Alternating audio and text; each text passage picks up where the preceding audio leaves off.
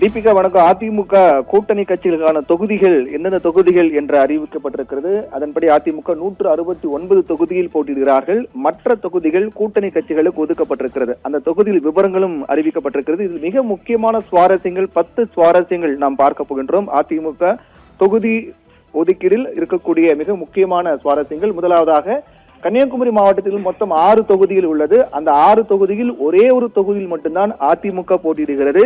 மற்ற 5 தொகுதியில் தாமரை சின்னம் போட்டியிடுகிறது. அதில் மிக முக்கியமாக 5இல் 1 தமாக தமிழ் மாநில காங்கிரஸ் போட்டியிடுகிறார்கள். மொத்தம் 6 தொகுதியில் 5 தொகுதியில் தாமரை சின்னம் போட்டியிடுகிறது. ஒரே ஒரு தொகுதியில் மட்டும்தான் அதிமுக போட்டியிடுகிறது. மிக முக்கியமான ஒரு சுவாரஸ்யமாக பார்க்கப்படுகிறது. இரண்டாவதாக சென்னையில் இருக்கக்கூடிய 16 தொகுதிகளில் 13 தொகுதிகளில் அதிமுக களம் காண்கிறது. மிக முக்கியமாக பார்க்க வேண்டியதாக இருக்கு. சென்னையை பொறுத்தவரையில் தேர்தல் களம் பரபரப்பாக பார்க்கப்படக்கூடியதாக இருக்கக்கூடிய நிலையில் சென்னையில் மொத்தம் 16 தொகுதிகளில் 13 தொகுதிகளில் அதிமுக களம் காண்கின்றது. மற்ற 3 தொகுதிகள் கூட்டணி கட்சிகளுக்கு ஒதுக்கப்பட்டிருக்கிறது. மூன்றாவதாக பார்க்கலாம். மூன்றாவதாக கடந்த தேர்தலில் வெற்றி பெற்ற 4 தொகுதிகளை விட்டுக் கொடுத்த அதிமுக, அதாவது அவிநாசி, கோவை வடக்கு, போலூர் மற்றும் மடத்துக்குளம் ஆகிய 4 தொகுதிகளை கூட்டணி கட்சிகளுக்காக விட்டுக் கொடுத்திருக்கிறது. கடந்த தேர்தலில் வெற்றி பெற்ற 4 தொகுதிகளை அதிமுக கூட்டணி கட்சிகளுக்கு விட்டுக் கொடுத்திருக்கிறது.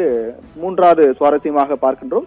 நான்காவதாக பார்க்கலாம். நான்காவது ராஜேந்திர பாலாஜியும் சி வி சண்முகமும் போட்டியிடக்கூடிய தொகுதிகள் மாற்றப்பட்டிருக்கிறது. கடந்த முறை அவர்கள் போட்டியிட்ட தொகுதி இந்த முறை மாற்றப்பட்டிருக்கிறதும் மிக முக்கியமான ஒரு சுவாரஸ்யமாக, மிக முக்கியமான ஒரு தகவலாக பார்க்கின்றோம்.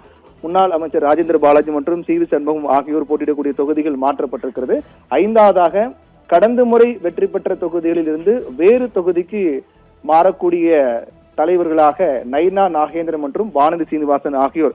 கோவை தெற்கு தொகுதியில் வானதி சீனிவாசன் போட்டியிட்டார், அவர் வேறு தொகுதிக்கு மாறுகின்றார். அதே போன்று நைனா நாகேந்திரன் நெல்லை தொகுதியில் போட்டியிட்டார், அவரும் வேறு தொகுதிக்கு மாறி இருக்கின்றார். இப்படி 2 முக்கியமான பாஜக தலைவர்கள் வேறு தொகுதிக்கு மாறி இருக்கிறார்கள். ஆறாவதாக முதலமைச்சர் மற்றும் துணை முதலமைச்சர் தொகுதியில் நேரடியாக அதிமுக களம் காண்கின்றது. கொளத்தூர் மற்றும் சேப்பாக்கம் தொகுதியில் நேரடியாக திமுக அதிமுக மோதுகிறது என்பதும் மிக முக்கியமான ஒரு தகவலாக பார்க்கின்றோம். அடுத்த தகவலை பார்க்கலாம்.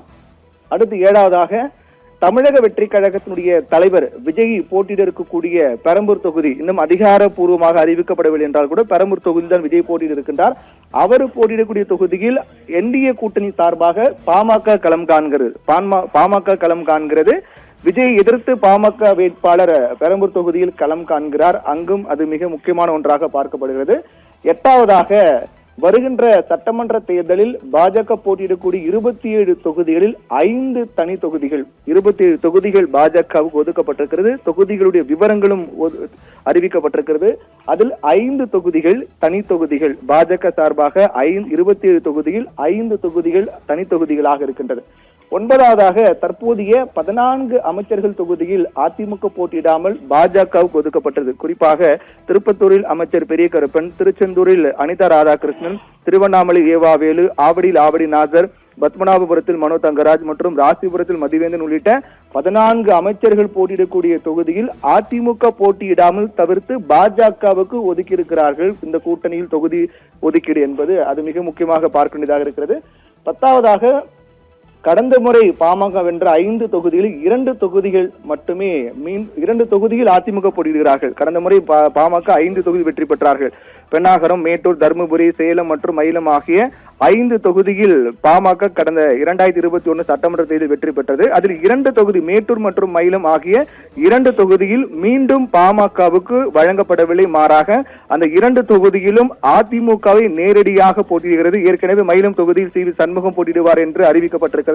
இப்படியாக மேட்டூர் மற்றும் மயிலம் ஆகிய 2 தொகுதியிலும் பாமக வென்ற தொகுதிகள், பாமக வென்ற 2 தொகுதியில் அதிமுக போட்டியிடுவது மிக முக்கியமான பார்க்கப்படுது. இப்படியாக பல சுவாரஸ்யங்கள், பல முக்கிய தகவல் அடங்கிய ஒரு நிகழ்வாக அதிமுக கூட்டணி கட்சிகளுக்கான தொகுதி பங்கீடு என்பது இருக்கின்றது.